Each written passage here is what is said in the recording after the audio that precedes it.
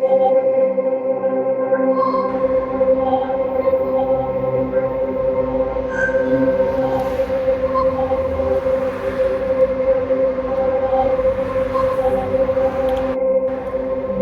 very special Just Steven.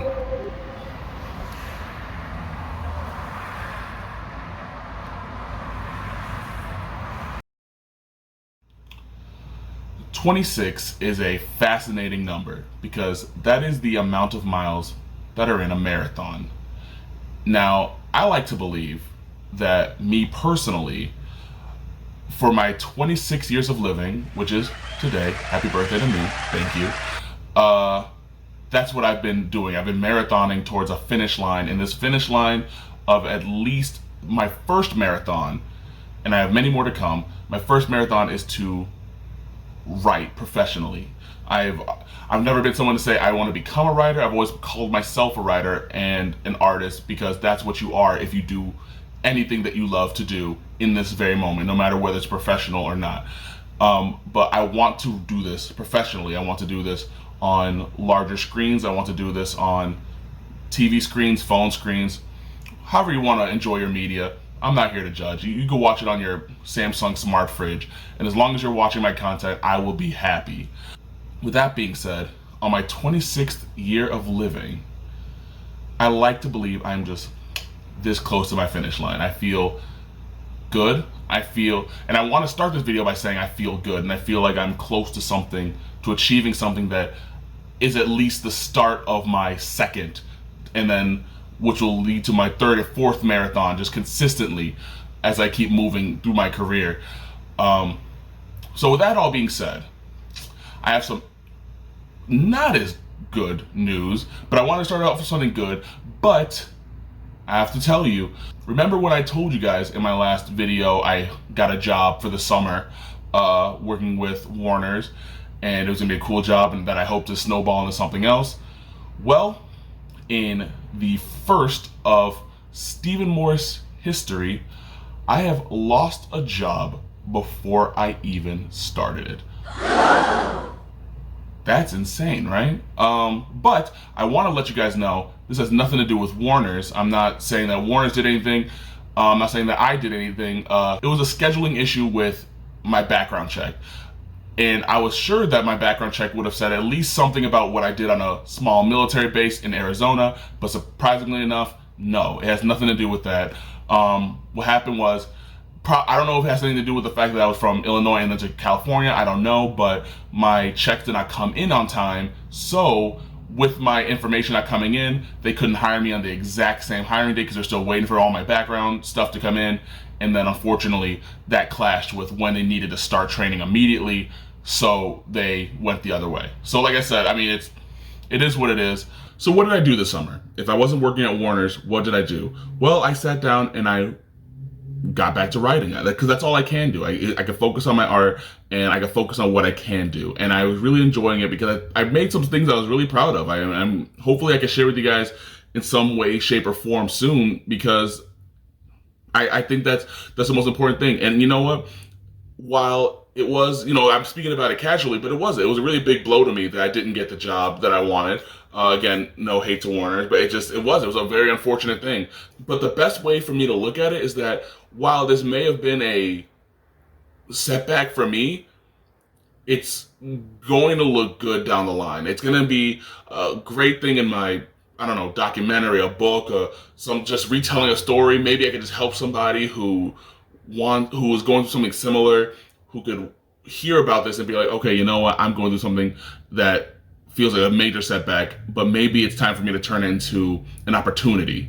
And I want people to see it as such, because that's all you can do. Just keep going. I've said this many times in my YouTube channel, and if my entire channel could have one moral, is just keep going and just keep making what you can, because that's all you can do while you're still breathing. You know what I'm saying? So what am I making right now? What I'm making is this video for my birthday, and for my birthday I want to still keep some light energy and talk about what I love. And no surprise here, it's movies. Let's talk about my favorite movies, and specifically, let's have a little movie marathon talk. Go down the line of just some of my favorite film and how did it create who I am today, because I don't know where I'd be without the movies that I love, you know? So let's talk about it. First and foremost, I gotta talk about my first love here, which is Iron Giant.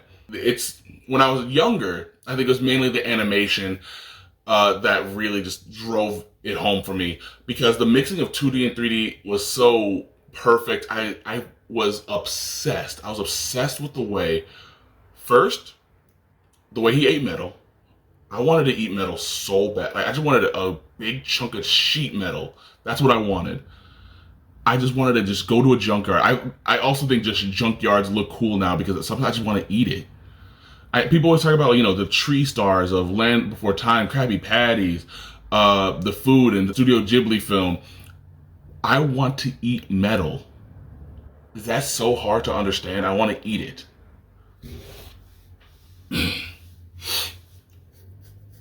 Anywho. But also, I love the animation where his body parts came together, where it go. I'll just put a clip here because I don't think this is doing what I want it to do, but you get the picture. I love the way his body parts connect. It's just so satisfying to me. But it's so funny how as I got older, the movie became so much more deeper to me. Maybe I predicted it, but I started to relate to the Iron Giant and his sheer size and lack of awareness of his size, because I'm 6'3". I'm around maybe 300 pounds of some sort. I don't know, but I just have a very hard time fitting in places. I hate airplanes. I hate trying to squeeze into them. I'm like a bull in a china shop, and my huge caboose is just knocking out all the fine china off the shelves. It's mayhem being in my body. But I love his caring nature. His caring nature, his rebrand of himself, even though he's supposed to be a killing machine. You choose what you want to be. And that's always, you know, been such a big thing for me. I've always wanted to be a certain person. I've always wanted to do what I want to do in my career. And I feel like that's the most important thing, is to just choose who you want to be down the line, because no one else could define what you can and cannot do. And that's what I just love so much about the movie.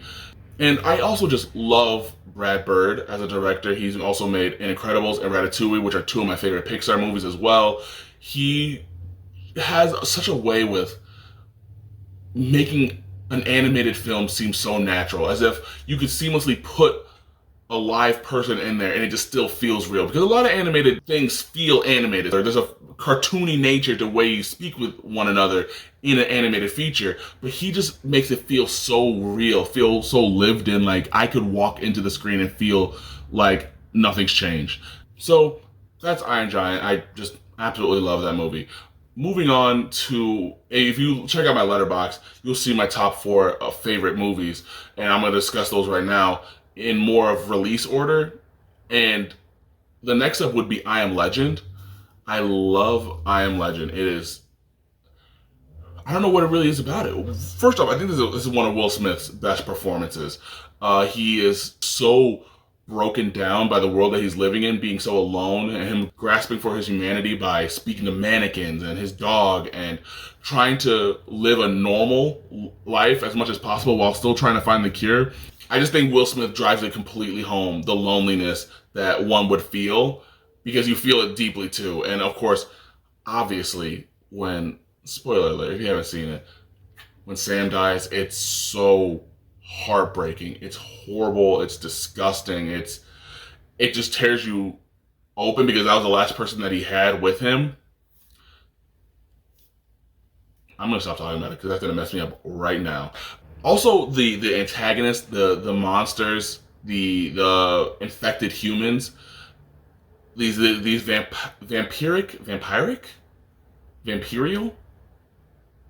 I don't think, is that a word? Is any of those a word? I don't know. The way that the alpha, I believe, is what he's called. He's just this big hulking mass.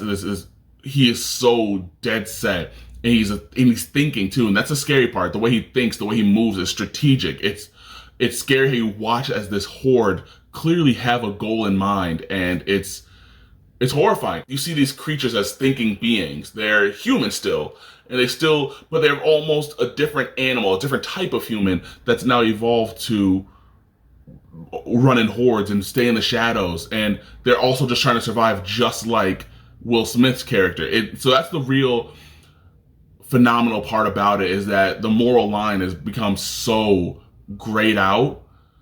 I Am Legend is fantastic, and I definitely recommend it. Next up on my Letterboxd top 4, I put Chronicle. Chronicle is my favorite found footage movie of all time. The acting is fantastic. Dane DeHaan is great at playing a tortured soul, someone who is never understood, not at home, not at school, and his cousin is trying to pry that out of him. Michael B. Jordan comes along, and they're all just trying to help him out, but sometimes some people are kind of too far gone. What I love so much about the movie is the sense of whimsy before it gets extremely dark. It's because I find myself constantly wanting telekinetic powers, still to this day, because I personally would not go... Would I go crazy? I probably would go a little crazy, especially out here. Actually, maybe it's for the best I don't have powers. But nonetheless, I think it's so well written. The characters are so deep, and you feel for each character. Each character gives a very strong sense of self that makes you relate to them and makes you understand them. And it's just, what can I say? I absolutely recommend it if you love found footage movies. Now, I want to move on to my next movie. My fourth Letterboxd favorite is, I'm going to give you a couple hints. It has to do with insects. A main hero that's trying to save a world, save a group of people. You know what I'm saying? It's The Bug's Life. No, idiot. Look at that right there. Spider-Verse. Of course it is. Into the Spider-Verse, which I'm kind of clumped together across the Spider-Verse because, of course, it's like one saga, but I just love the Spider-Verse film. I almost feel like I don't have to explain it. I've already told you guys how much I love it. Go check out my Across the Spider-Verse review, and you know exactly what I'm talking about. Now, I want to move past the fourth Letterboxd top 4 here. I want to talk about the other movies that I feel like made me who I was. And going back to found footage, let's talk about the movie Cloverfield. I loved Cloverfield growing up. Maybe it's because I love giant creatures like Iron Giant.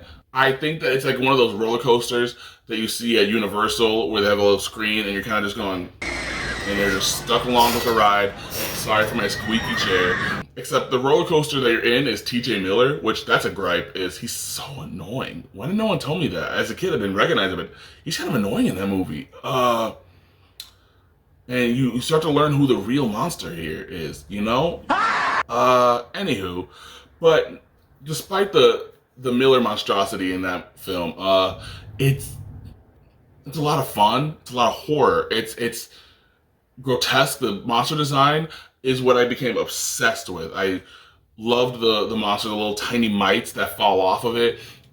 It's a fantastic time, no matter what. And I also just became obsessed with the Cloverfield franchise. I watched 10 Cloverfield Lane, Cloverfield Paradox. In Cloverfield Paradox, people didn't really like that movie, but I actually enjoyed it. I understand. I think it's the weakest of the three, but a fascinating time, especially for the lore itself. I don't fully understand it still. I actually fell down the rabbit hole of going down the websites and looking up how things are connected, and it was interesting, and I'm craving more. I need to know more about what on God's green earth is going on in that universe, and I feel like I don't think I'm going to get the answers that I want, which is sad, but hopefully they pull it back up in some way and make another movie that kind of ties things together, because I think it's fascinating. So that's that. Next up in my favorite film is Fantastic Mr. Fox. Listen, you guys already know this. My favorite color is orange.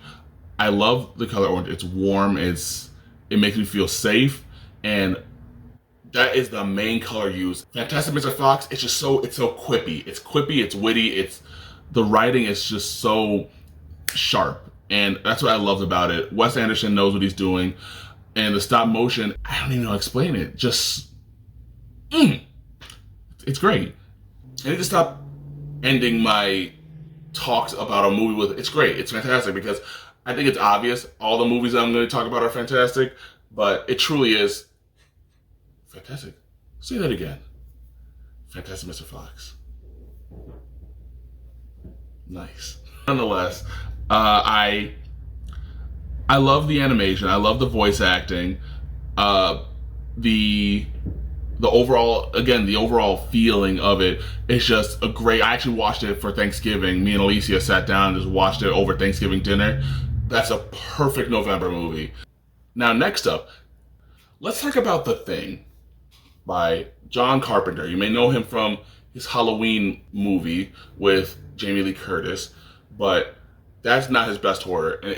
His best horror is The Thing. It is so good. It's disgusting. It makes you want to vomit. I am a sucker. I'm an absolute sucker for practical effects. I love the way that monsters look, body parts, just transformations. When it's done practically, it's something that CGI cannot replicate. The way that skin looks, the way that liquid flows, the human eye could always pick up the fact that it's CGI. Sometimes CGI is so good that you can't tell, and I understand that. But when you use a practical monster, I think your human body's fight or flight immediately recognize that, whoa, that skin to scale is not digitally made. That thing could come out of the screen right now and murder me. And The Thing does just that. The way that my skin crawls when I see the monsters, it ruins me. But I love it. It's a mystery. It's like a murder mystery, monster mayhem that is a must-see.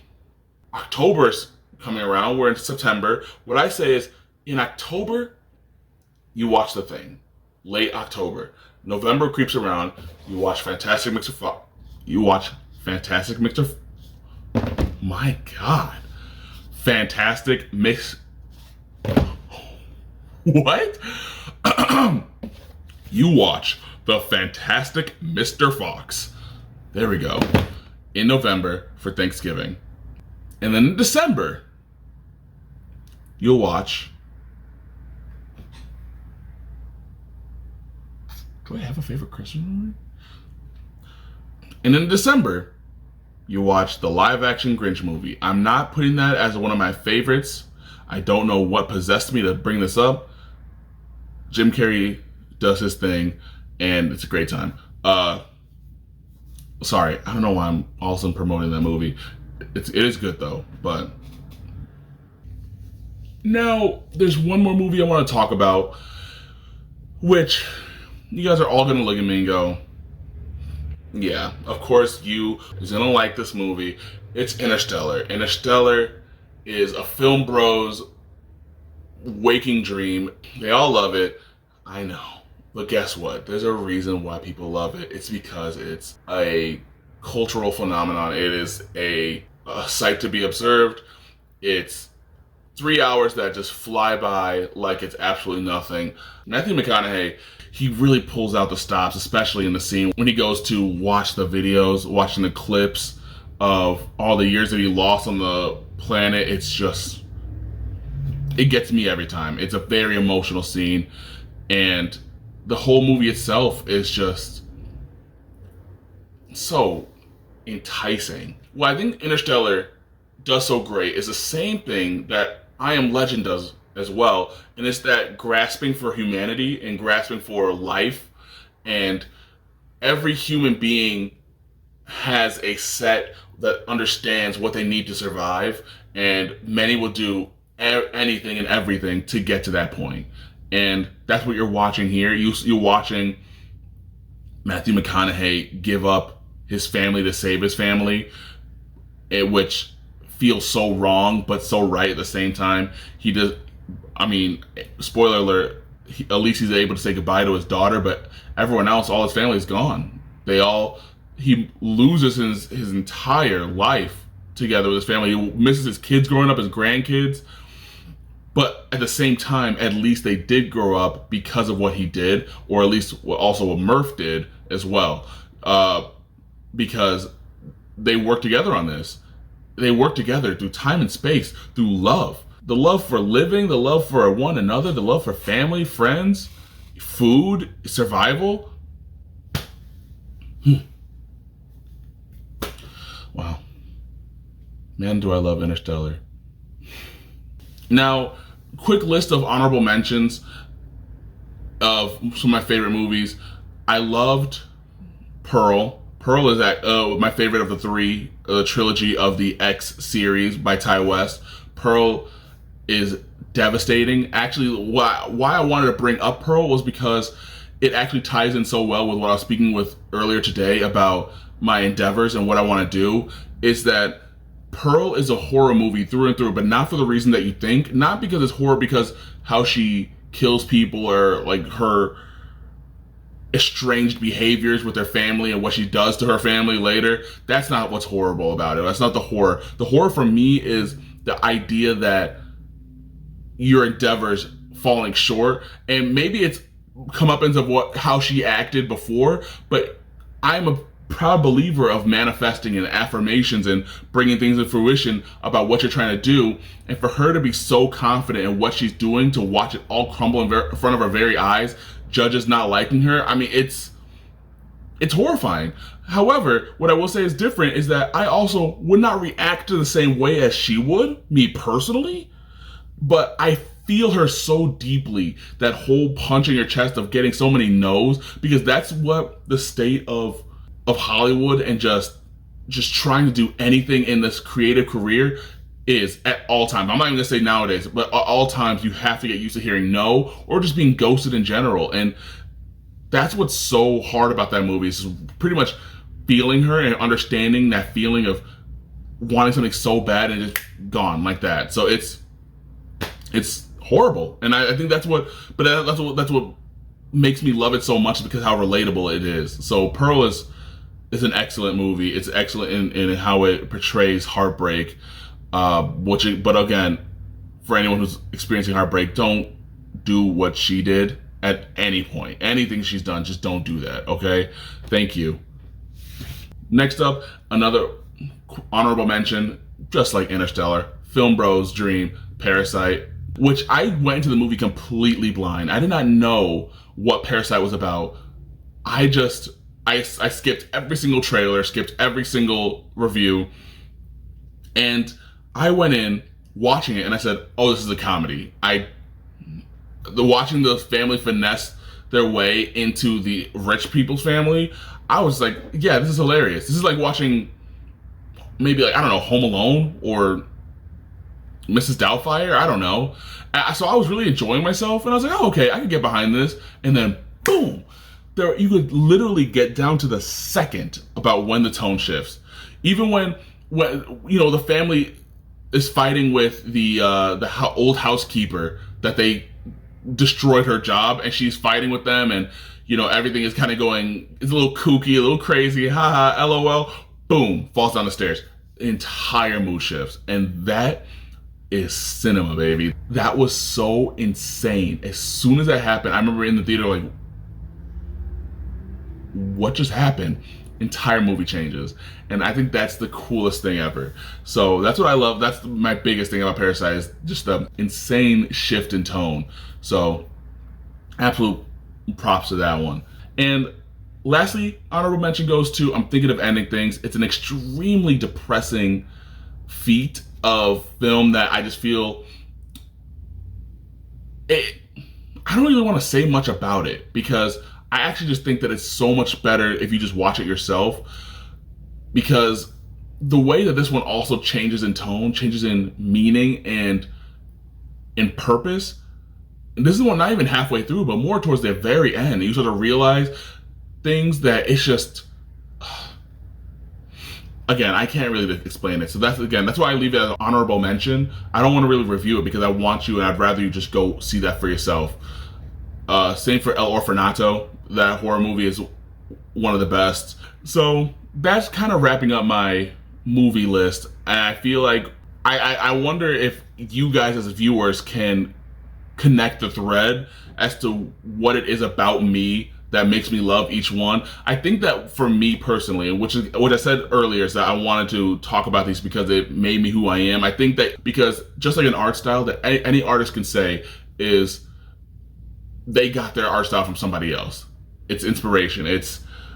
And no one could just come up with an original thought without experiencing another person's original thought.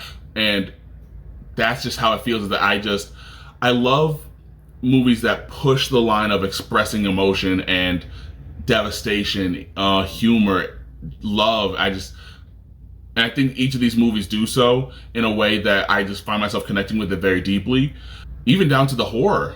And I think that's what a movie is supposed to do for you. It's supposed to push limits and make people relate to what I'm making. And I think that's what every filmmaker's dream, every writer, every creator, even on YouTube, everyone wants to just feel related to. And, you know, that's pretty much it. I feel like when I went into this video, I didn't really fully understand what I wanted to do, because as I said, these months have been a whirlwind. I've been saying that for 3 years, I feel like, but it's been a lot. But so I feel like I've came in knowing I wanted to make a birthday video, but this kind of just turned into a rambling and a talking, because it's something that I just kind of wanted to do. I just wanted to just talk for my birthday. Do something simple. Do something that doesn't require me to do an insane amount of editing. I know that sounds lazy, but it's my birthday. I do what I want. I want you guys to watch this video and just enjoy it and just sit back, have your coffee, eat some ramen. I don't know what you're doing. You can leave your pants off. I know you're not wearing pants right now, and that's fine. Neither am I. But I just want you to enjoy and relate to this video, and go in the comments and tell me your favorite movies. I love to hear it. Anyway, guys, I think that's going to do it for this video, because I could talk about movies all day, and I think this is almost like a 30-minute long video. I hope not.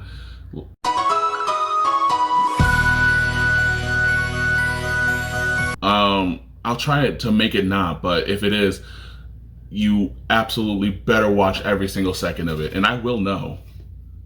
I will know. I have multiple cameras everywhere in your house. I hope you guys enjoyed this video just as much as I'm going to go enjoy my birthday, even though I'm recording this way before my birthday. And by way before, I mean a week before, and I wish I would have done this earlier, so I'm not so pushed for time, but I'm an idiot, and I love what I do. Anyway, guys, hope you guys have a great rest of your day, and I'm excited to tell you about what my next marathon looks like, because it's going to be a great one. I can promise you that much. And I hope you guys are there to watch. All right? So have a great day. I love you guys. Bye.